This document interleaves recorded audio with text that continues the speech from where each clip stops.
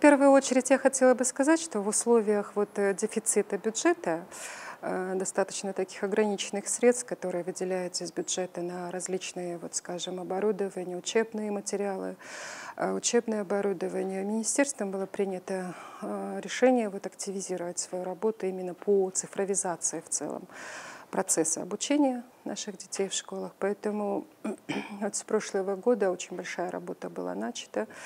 И на сегодняшний день у нас в рамках, можно сказать, еще указа президента о развитии регионов созданы 60 школ, таких экспериментальных площадок, в которых размещены электронные библиотеки, и которые станут своего рода такими площадками для проведения повышения квалификации наших учителей.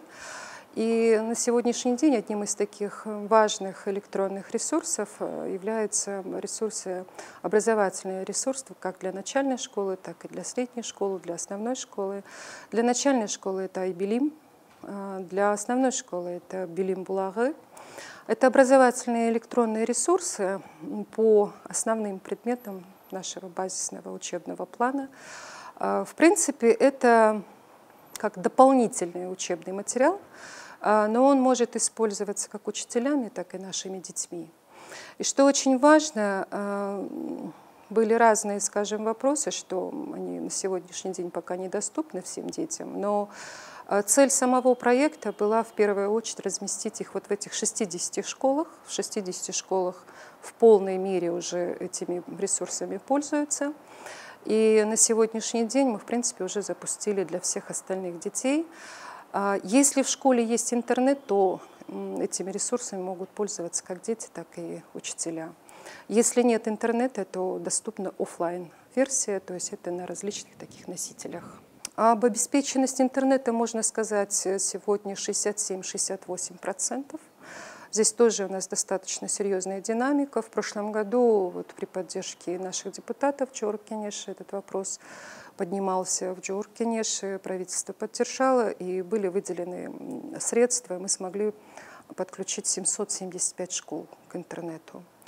Но на сегодняшний день есть поручение премьер-министра довести до 100%. Эта работа сейчас идет очень активно, совместно с Госкомитетом информационных технологий. Сформирован перечень школ. Это 656 школ в различных регионах. Работа активно идет, поэтому я думаю, что в течение учебного года эти школы тоже будут обеспечены интернетом.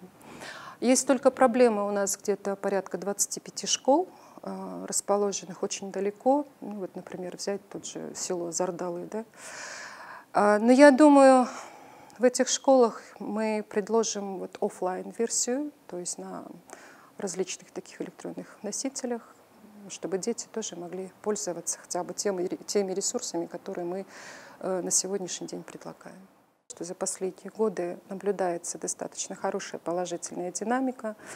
Если буквально несколько лет назад на один компьютер приходилось где-то 57 учеников, то сегодня эта цифра сократилась вдвое, это 25-27 учеников на один компьютер.